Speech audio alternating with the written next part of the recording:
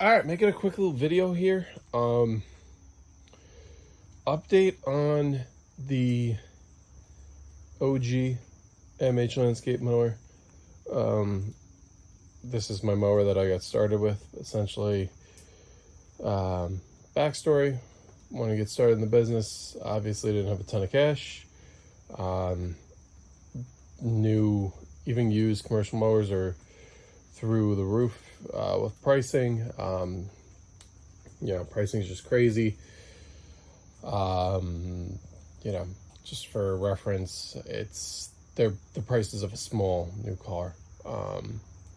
You know, 15, 20 grand easily, for the, you know, top of the line stuff.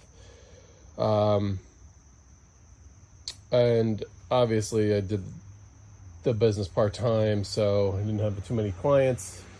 I ended up buying, this is like a high-end residential. It's got a commercial motor on it. But other than that, it's residential frame. It's got the iron forged deck, which is in the Titan, the Toro Titan. It actually stripes decent, but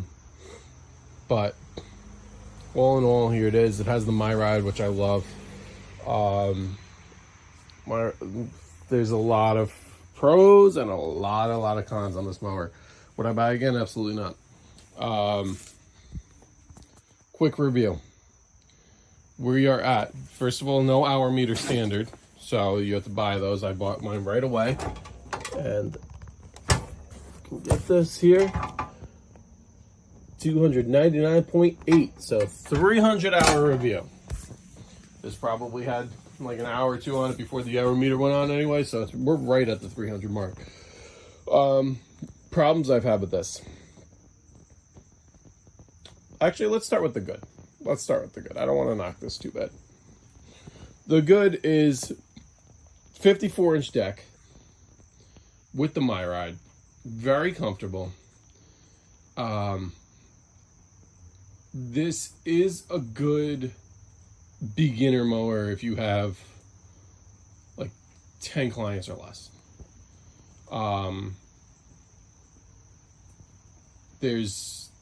The deck is decent, not good in the wet. So you get out early, morning dew, not good. Days like today, raining outside, not good. It'll clump like crazy.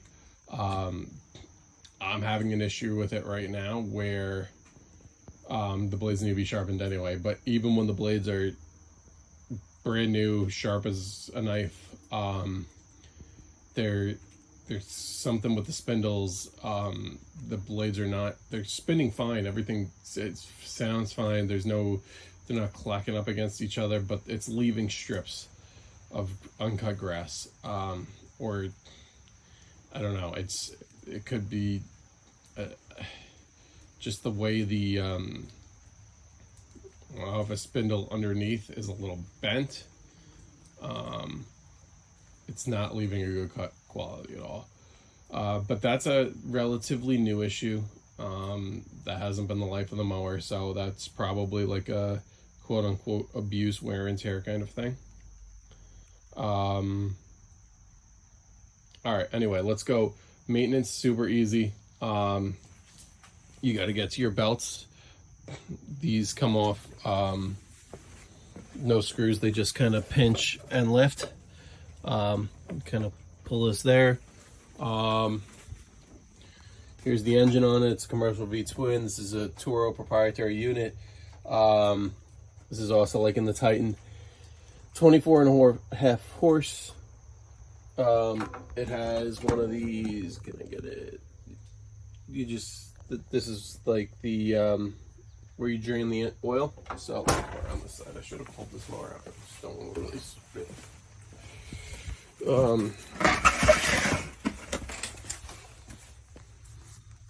Yeah, so this is your engine oil drain. It's just kind of clipped in here. It doesn't really leak. There was one point where it was leaking. I cleaned it up the best I could, but you could see like there's grime under there, and that's basically this my first time using this. It essentially popped off here like this, and you can kind of see dirt gets in it, and then it was kind of doing a little bit of a splatter thing, but filter right there, just super easy stuff.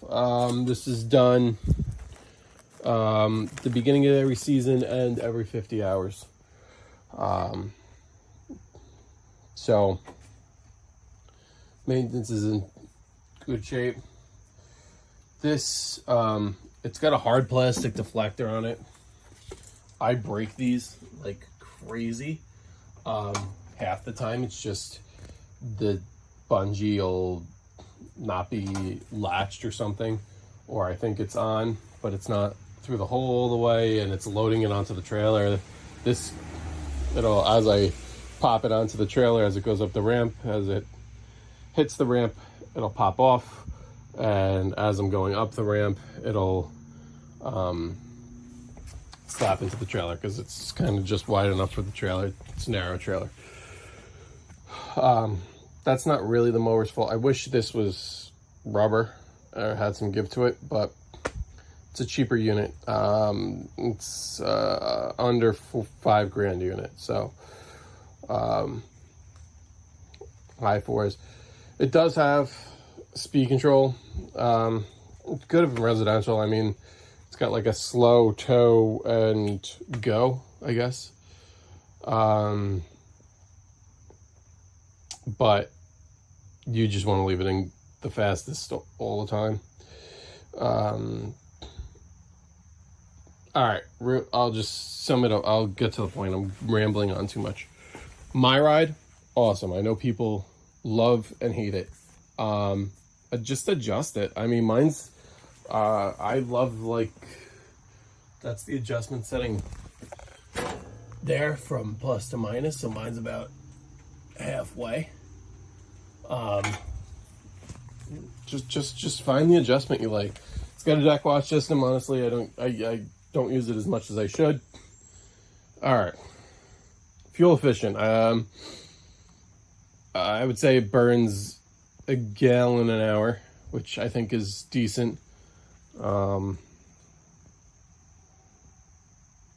Small tank though. It only holds 3 gallons.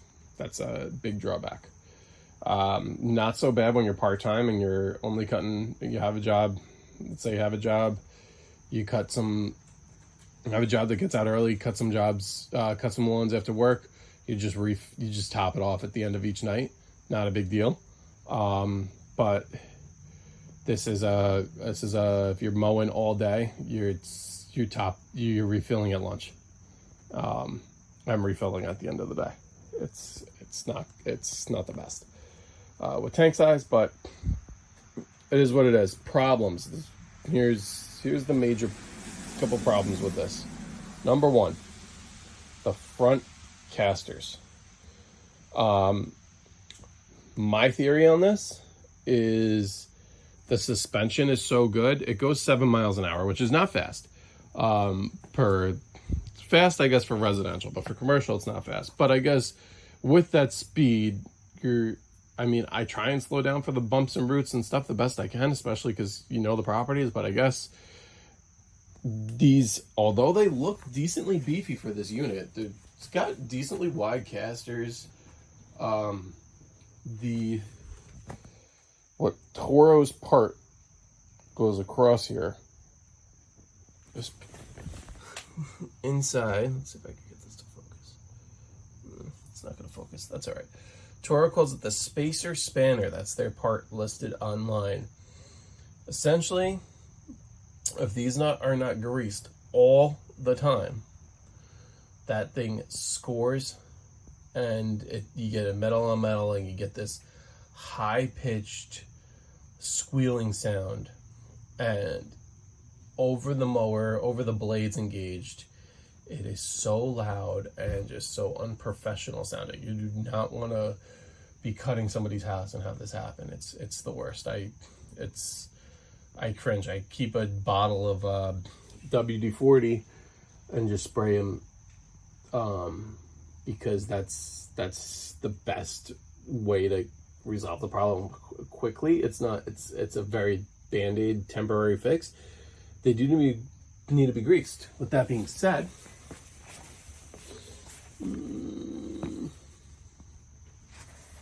okay, here we go. Pardon how dirty it is. Here's a Greek Zerk fitting. Looks good, except you really need a 90-degree fitting. Even the lock and loop coupler does not work on this thing, because if you look straight down, you get tire. It's like, I'm pointing to it right here, and you look at my finger straight down, you can't see it. And there's not enough clearance here to kind of bend the grease tube. So that's extremely frustrating. I grease this seemingly every weekend, and it still scores. It seems like, you know, there could be a problem where like the grease Zerks, not the Zerks, but it blew blew the what do you call it, at the end, because every time it rains or you're on wet grass and they get wet, it squeals like a mother. Anyway, I keep, just show you on hand, I keep these spacer spanners. This is the part, and I'm down to the last one, which I might not install because I'll get to that in a minute. Belts, my first year and a half with this, it threw belts like crazy, and I did not understand why. Belts were on correctly, but I think I don't know if it was, there was a bad pulley or something, but I never replaced a pulley, or just maybe something wasn't tight, maybe the idle arm, I don't know. But it threw belts like crazy, went through belts like crazy. It's due for a belt. But we might not replace that, because we'll get to that in a second. So through belts, squeals through the front casters. The front deflector always cracks. But whatever. And I'm having issues with the, I think I've replaced each of the little deck anti-scalp wheels once. I've gone through the middle one like 100 times.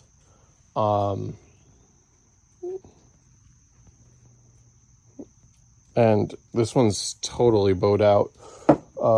I have another one, but I don't know. It's just the middle one gets bowed. So essentially here, I don't know if this is showing it. Yeah, this shows how not, if I could get it here. So this is at riding level, right? But it really should sit like this. I don't know if I'm holding this correctly to show you, but it essentially like would need quote unquote an alignment. I've replaced the actual wheels 100 times, and then when they gets crooked like that, you could see it just scores the hell out of the bolt, where it strips all the threads, and then the nut essentially pops off and becomes, useless. Then you lose the wheel. So this has happened to me like 3 times this summer, just in the summer. I'm like, F it, I don't need it. Every once in a while, If there's a pitch in the lawn, I'll get a little scrape from the bar sticking out. But whatever, I'd rather deal with that. If I scrape the lawn a little bit, like gouged it a little bit, I'll just step on it, and it'll be fine, rather than deal with this. That I might go pick up a bolt today to put on, though. I don't think I'm going to bother with the deflector, but reason for this video is I might be saying goodbye to this. I don't want to get ahead of myself, but I came across a really good deal. So, new video. All right, new video. Saying in the last video, I came across a really good deal where I might be trading this in. I have no idea if the dealer will even take this in. I know they sell these,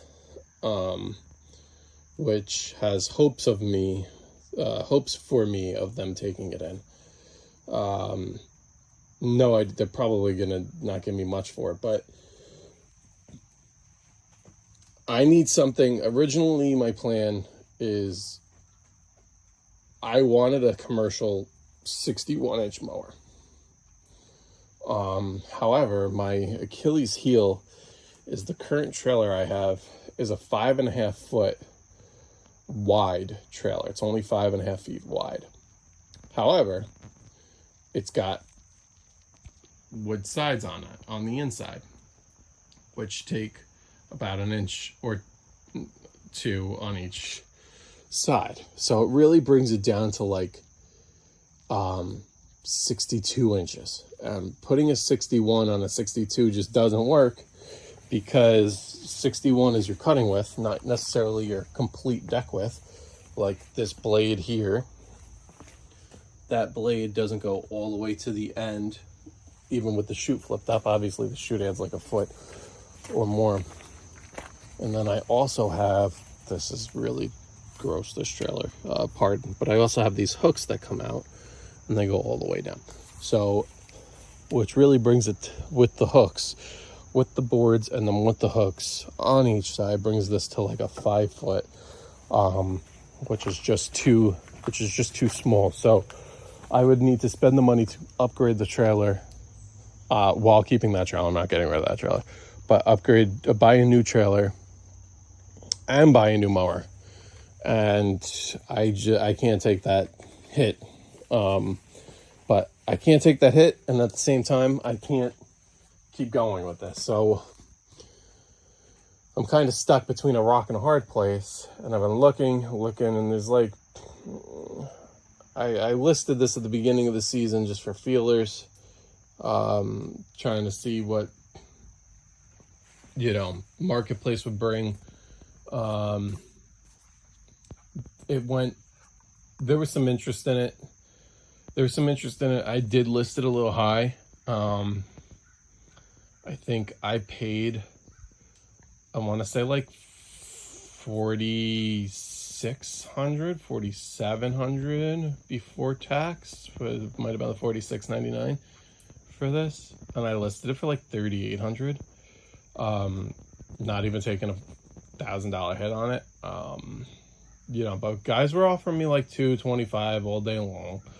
But my problem was I just, if let's say a cheap commercial is 10, you're still having to pay 8, and I couldn't stomach that at the beginning of the season, especially with like no snow. So, sucked it up, went through the season. We're towards the end of August now, and the local dealer to me, so I moved a few years ago, and basically I don't really have a relationship with this dealer. I buy parts, so he does have some Toro. He's mainly for as far as commercial goes, he's really a Skag dealer, but he is like a Toro certified parts dealer, and he does sell a few Toros. But the way Toro does it, if you go on to buy parts through Toro's website, they'll make you pick a dealer. So I always get the parts like through this dealer close to me and whatever, but I don't really have a good working relationship with them. Not a bad one. I really don't have any working relationship with them. Anyway, at least once, twice a week, I pass by their place, and he's got a showroom and then kind of a warehouse where all the new stuff is. But out front of the dealer, he normally has he doesn't take a lot of trades, which is why I don't think he'll take a trade on this. But out front, he has a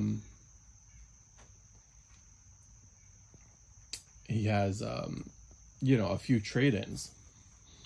And it's always like weird stuff. I mean, he had like a cool, I was really tempted because he had a really nice, I think it was tiger cat that was like a year old, but it had a 48-inch stack, and I'm like, a 48, like I want to go bigger, not smaller. And just like stuff like that. So anyway, I'm passing. I see a V-Ride 2. And this is like far back off the road. I know it's a V-Ride 2 because you could see the redesign, but yeah, I couldn't tell anything else from that. So I pull in yesterday. Check this thing out. It's got a quick shoot on it. It's so clean. And I'm like, to myself, is this new or used? Like, that's how new it looked. And then it actually looked brand new, and the only way I knew it was used was it had I think it was a Quick Shoot was the brand that was on it, one of those like shoe blocker attachments. And I lifted it. It was in the down position, so it was in the blocking position, but when I lifted it up, you could see there was some grass deflection on there. So anyway, I go up and I just like, hey, just inquiring about it, how many hours are on it, whatever. Guy says to me, he's like, oh, that one's essentially brand new. He goes, I'm not sure the exact hours, but he goes, I know it has under 10. Like, under 10 hours, that's even, it's brand new. I'm like, all right, well, why did the guy get rid of it? Because you're not spending, the list price on it is a little under 13. You're not spending and that's without tax. You're not spending 13-14 grand on it and then dumping it right away. Like, what was wrong with it? And he said, nothing's wrong with it. He said, I guess the guy had carpal tunnel or something, some problem. He had a wrist surgery, I don't know, something, and it was too hard on his hands. And I was like, okay.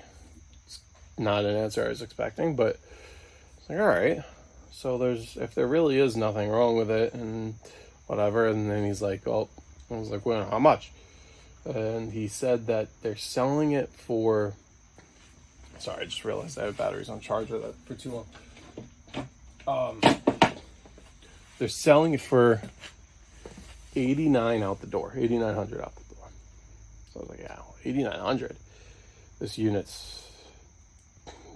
unit's almost 13 grand. It's like 12.8. And what is it, have 8 or 10 hours on it? And it's got a quick shoot, and it's got, it's got a few things on it, and it has a 37 horse on it. It's got the 37 EFI on it. The downside is I want to upgrade decks to a bigger deck, and it's a 52. I'm coming from a 54, so that's about an even swap. But it is a lot faster, and that deck just cuts better all day long. So it's overall a huge upgrade. I just want to go a little bigger. But then I'm kind of thinking to myself, well, then I don't have to invest in I'm still going to get a bigger trailer down the road, but at least right now I don't have to invest in a trailer. Anyway, so I'm going to go there later. I'm going to see what the deal is. I'm going to see, try and see if the guy will give me a couple bucks for this thing. I still have this guy. This guy's been giving me some issues though. So You know, I highly, I don't even want to offer the, I mean, I want this gone, but I don't even want to offer it up because I can't get it. I got to play with it and try and get it to start again. I run into this problem with this mower where every few months or so, it'll cut great. I'll use it just pretty much exclusively on my own property. Stripes great, beautiful mower. And then I'll let it go. I'll let it sit 2 weeks and I can't get it to start. But it's a wiring mess. It's either in the wiring or, honestly, I gotta check the charge on the battery because the battery seemed a little weak to me. But anyway, I gotta go over and see. But you know, if he would give me, even, I'll just mention it to him. If he wants to give me $800, I'll take the sulky off. It's about what I paid for it. I paid $825. The guy wouldn't really come down much. He wanted for $850. But he gave me, I have a whole drawer. Which drawer is it? Which drawer is it? This whole drawer is parts for it. So he's got a whole binder.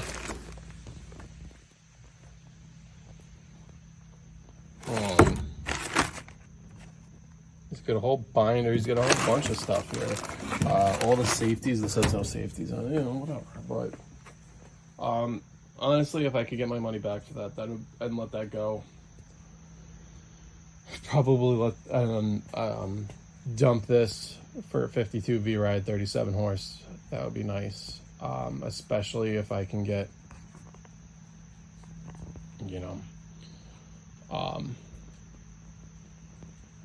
if I could get it for like, it's really a great price already, but I'm just thinking in my head, if I could let both of these go and get like, if it's at 89, that's the out the door with the tax too. I don't know what the price without the tax is.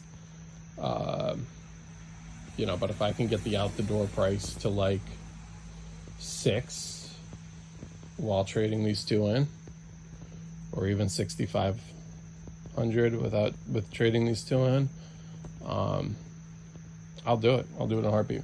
So we'll see, just because I know it for a fact if it's on that trailer. And yeah, hopefully we can get something going. The only thing I just actually thought of, which I'm sure guys have got a way around, but I have an offer of something else too, is I have a few tow behind attachments. I don't really use commercially. I just use on my property. They don't really work the best commercially. But I have a sweeper and what do you call that? One of those detachers. So this has you know, one of those hitches. Stand on obviously is a whole different setup, which doesn't. But it's something to consider. It's definitely something to consider. If I get a few I'll let this thing go for $200. Let the other thing go for, you know, maybe I'll do a combo. Somebody could have them both for $250. The other thing's like right back over there. They both don't work great. I'm gonna be honest, I'm not really happy with either of them. So this one is actually a little bit, I'd probably say $200 so they could have both of them, because this one needs a new part. It needs this metal bar here is broken. But and then let me end the video here.